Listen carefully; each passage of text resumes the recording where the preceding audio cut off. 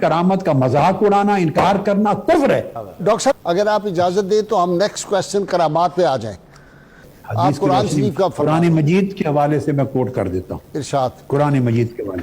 پہلی بات تو یہ ہے کہ اولیاء کرام کی کرامات پر عقیدہ رکھنا دین اسلام اور شریعت محمدی میں واجب ہے، واجب ہے۔ اس کا مطلقاً انکار کرنا کفر ہے۔ اچھا جی، کرامات اولیاء کا مطلقاً انکار کرنا کفر ہے۔ میں ایک لفظ بول رہا ہوں، کفر۔ جی جی، آپ پوچھیں گے کیوں؟ جواب یہ ہے کہ یہ قرآن مجید کی نصوص قطعیہ سے ثابت ہیں کرامات اولیاء۔ مثلاً یہ صرف علماء نے وضع نہیں کی، یہ قرآن مجید میں غیر انبیاء کے تو معجزات ہوتے ہیں، اولیاء کی جو نبی نہیں تھے ان کی کرامات کا ذکر قرآن مجید میں آیا ہے۔ جی، تو جو چیز قرآن مجید میں صریحاً آ جائے اس کا انکار کفر ہو جاتا ہے۔ ٹھیک، کوئکلی میں مینشن کر دیتا ہوں تھوڑے سے وقت میں۔ ارشاد۔ سب سے پہلے سورہ آل عمران کی آیت نمبر 37 سیدہ مریم کی کرامت کا ذکر آیا ہے، ہاں ٹھیک ہے۔ جب حضرت زکریہ علیہ السلام کی زیر کفالت تھی۔ اعوذ باللہ من الشیطان الرجیم، کلما دخل علیہ زکریا المحراب وجد عندہا رزقا قال یا مریم انا لک ھذا قالت هو من عند اللہ۔ ہر شخص جانتا ہے اس واقعہ کو۔ بند کمرے میں چھوڑ کے حجرے میں جاتے، واپس آتے تو بے موسم پھل ان کے پاس پڑے ہوتے۔ تمام مفسرین نے اور تابعین نے بیان کیا، عبداللہ ابن عباس نے، سعید ابن جبیر نے، حضرت مجاہد نے، حضرت اکرمہ نے، جابر بن زید نے، ابراہیم النخعی نے، قتادہ نے، ربیع بن انس نے، عطیہ نے، سدی نے، سفیان الثوری نے، وہ یہ کہ گرمیوں کے موسم کے پھل سردیوں میں ہوتے اور سردیوں کے موسم کے پھل گرمیوں میں، یا وہ پھل پڑے ہوتے جو وہاں موجود ہی نہیں ہوتے تھے، اور بند کمرہ لاکڈ۔ ٹھیک، تو حضرت زکریہ علیہ السلام حیران ہو کے پوچھتے، مریم یہ پھل بند کمرے میں لاک کیسے آ گئے تمہارے پاس؟ کہا ہوا من عند اللہ، اللہ۔ تو سیدہ مریم پر اجماع ہے وہ نبی نہیں تھی، وہ ولیہ تھی۔ بالکل ٹھیک۔ تو ولی کی کرامت قرآن مجید کی نص سے ثابت ہے۔ ٹھیک، جو اس کا انکار کرے کہ کرامت ہوتی ہی نہیں، وہ قرآن مجید سے انکار کرتا ہے، یہ کفر ہے۔ نیکسٹ۔ اب اس کے بعد دوسرا کوٹ کر دیتا ہوں، آپ سورہ کہف پہ آ جائیے۔ اب میں تیزی سے صرف ریفرنس دیتا جاؤں تاکہ لوگوں کی آنکھیں کھل جائیں گی۔ سورہ کہف میں اصحاب کہف کا واقعہ کس نے نہیں پڑھا؟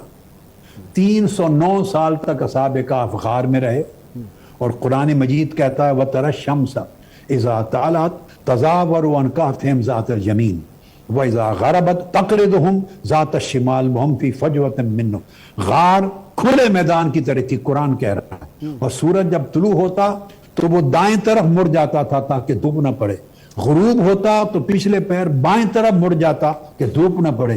اور قرآن نے کہا ہے کہ ذالک من آیات اللہ، یہ کوئی عام سورج کا روٹین نہیں تھا کہ وہ اسی راستے پر جاتا تھا، بلکہ یہ اللہ کی خاص نشانی یعنی کرامت تھی، آیات اللہ۔ 309 سال تک سورج اپنا راستہ بدل کر ان اولیاء کے جسم کو بچانے کے لیے طلوع اور غروب ہوتا رہا۔ سبحان قرآن کی نص ہے، اور یہ سب کا اعتقاد ہے کہ اصحاب کہف نبی نہیں تھے، ولی تھے، صالحین تھے، اس امت کے اولیاء تھے۔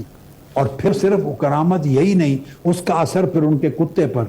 وہ 309 سال غار کے دہنے پر بیٹھا رہا، اور قرآن مجید میں ارشاد فرمایا کہ وہ بار بار کبھی دائیں کروٹ بدلتے تھے اصحاب کہف، کبھی بائیں کروٹ۔ اور ائمہ تفسیر اور تابعین نے بیان کیا ہے جب اصحاب کہف دائیں کروٹ بدلتے غار کے اندر تو باہر کتا بھی دائیں کروٹ بدل جاتا۔ اللہ اکبر۔ اندر بائیں طرف بدلتے تو کتے کی بھی بائیں کروٹ بدل جاتی۔ 309 سال تک کھائے پیے بغیر کتا بھی زندہ رہا۔ اللہ اکبر، اللہ اکبر۔ اس کی کرامت سے اللہ نے اس کو بھی زندہ رکھا، اور یہ نبی نہیں ہے، ولی ہیں، تو انکار کرامت کا مطلقاً کفر ہو گیا۔ اب اسی طرح آپ آ جائیں خضر علیہ السلام کے واقعات پر، سیدنا موسیٰ علیہ السلام اور خضر علیہ السلام پر، اسی سورہ کہف میں وہ تینوں واقعات ضرورت نہیں ہے۔ کشتی کا توڑنا یعنی غیبی چیز ہے، بچے کو مارنا، بیٹی کا دیوار کو تعمیر کرنا، یہ سب کرامات اولیاء ہیں۔ کم لوگ ہیں جو ان کو نبی مانتے ہیں، اکثریت اور جمہور علماء محدثین حضرت خضر علیہ السلام کو ولی مانتے ہیں۔ تو یہ کرامات ہیں۔ اس طرح حضرت سلیمان علیہ السلام نے فرمایا اپنے درباریوں کو، ہے کوئی جو ملکہ سبا کے پہنچنے سے پہلے 1000 میل کی مسافت سے اس کا تخت مجھے حاضر کر دے. ملک یمن سے آپ شام میں بیٹھے ہیں تو آپ کو معلوم ہے جن نے کہا میں آپ کے اٹھنے سے پہلے حاضر کرتا ہوں. ٹھیک. فرمایا نہیں.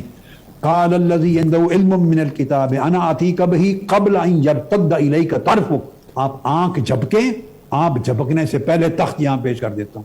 واہ واہ. تخت آ گیا. فلما راؤ مستقرا عنده قال هذا من رب فضل ربی. تخت آ گیا.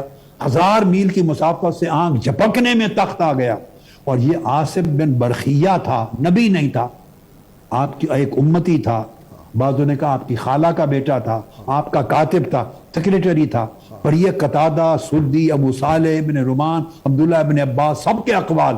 تو اب سلیمان علیہ السلام کی امت کا ایک ولی قرآن کہتا ہے آنکھ جھپکنے میں 1000 میلوں کی مسافت سے تخت لے کے آ گیا. واہ واہ واہ. یہ کرامتیں تو قرآن مجید میں ثابت ہیں. کوئی آدمی مطلقاً اگر کرامت کا انکار کر دے تو اس نے قرآن کا انکار کر دیا. یہ کفر ہے. بہت یہ کہہ سکتا ہے، یہ کہہ سکتا ہے کہ آپ کی کرامت کو میں نہیں مانتا، میری کو نہیں مانتا، فلاں کی کرامت نہیں مانتا، فلاں کی نہیں مانتا. فردن انکار کر دے تو اس کی اپنی سعادت یا بدبختی جو کچھ بھی کہہ لیں، مگر مطلقاً کرامت کا مذاق اڑانا، انکار کرنا کفر ہے. یہ قرآن مجید کا انکار ہے.